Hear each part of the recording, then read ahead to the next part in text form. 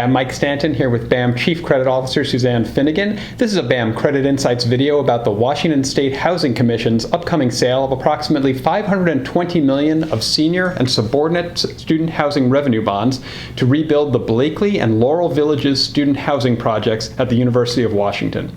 Senior lien bonds that carry a guarantee from BAM Mutual will be rated AA with a stable outlook from S&P Global Ratings. Barclays is the senior manager and Raymond James is the co-manager for this transaction. And Suzanne, before we start talking about it, I just want to give a debt of gratitude to Alexander Weissman, who's our managing vice president and head of student housing, who was the main underwriter in this transaction. That's got us teed up for. So Suzanne, let's start at the highest level. What are the bonds building here and how will they be repaid? Well, just to reinforce what you mentioned, they are replacement facilities. So there are existing student housing buildings on these sites that the university is going to build these replacement facilities. They're substantially larger than what's in place today, approximately 1,350 total units across two facilities. They're on university-owned land, again, and they're located about a half a mile from the university's main campus in Seattle. The Laurel Village complex is 341 units, and it's designed for families. It's expected to be used by graduate students, and it's also available to faculty and staff from the university and from the University of Washington Medical Center and Seattle's Children's Hospital. The Blakely project is 1,012 units, and it's targeted at upper-class undergrads and graduate single students. The BAM-insured bonds are secured by a senior lien on the net revenues of the projects, which essentially will be the rents and other fees paid by residents or other tenants at the project, net of operating costs. So this is a public-private partnership transaction, P3. So the starting part is going to be the construction period. What did you do to analyze the risks during that initial period? Yeah, so understanding the construction risk is critical. BAM has been involved in similar projects with similar teams. Having an established, strong contractor is the first step.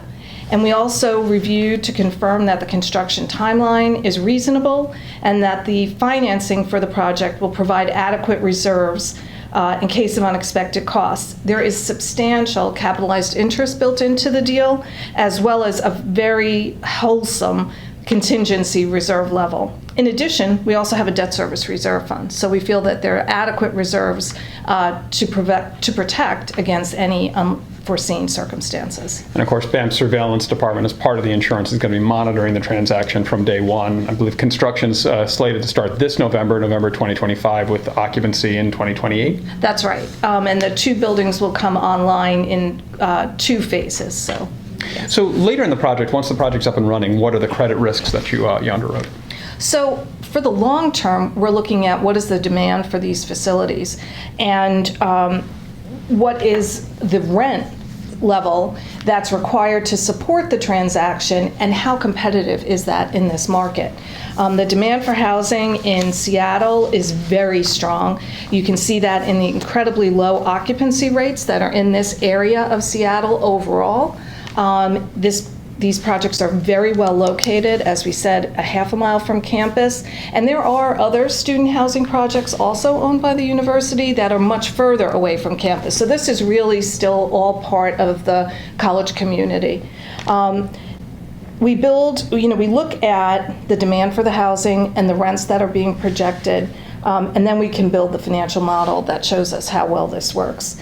The fact that the university owns the land and they're going to be promoting it to their students is an important factor. The university is the flagship university in the state of Washington, has more than 51,000 students enrolled at the Seattle campus in the fall of 2024. It has grown steadily at about 1.4% per year over the last decade.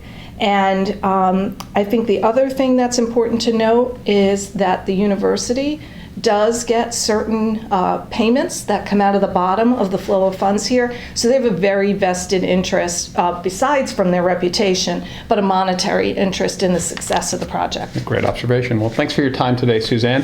Thanks for watching. If you have any questions about BAM or our insurance on this credit, please email us at creditinsights@buildamerica.com, and we'll have Don Farrell, our head of investor relations, respond. Thanks for your time.